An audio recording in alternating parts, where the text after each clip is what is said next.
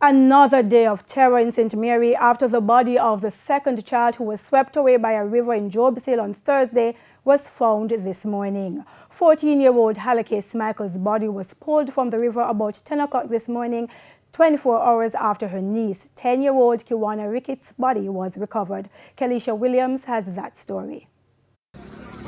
It was a dangerous mission which required both skill and strategy. Dozens joined hands to help.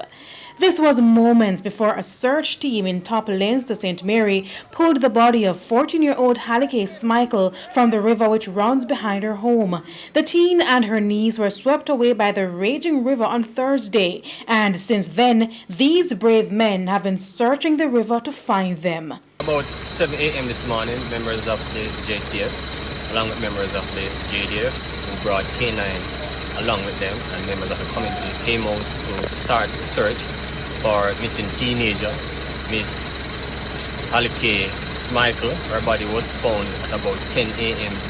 in the Top Leinster area. It comes 24 hours after the body of Halakay's 10-year-old niece, Kiwana Ricketts, was found. TVJ News was told that the girls went to the river to help Kiwana's mother with laundry when they were swept away.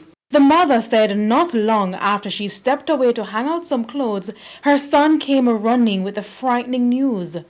Deputy Superintendent in charge of Zone 2 in the St. Mary Police Division, Romeo Henry, said the community is struggling to come to terms with the incident. It's a tragic situation. Members of the family and community are in grief. So at this time, we, as members of the JCF and St. Mary, express condolences to the family. Kelisha Williams, TVJ News.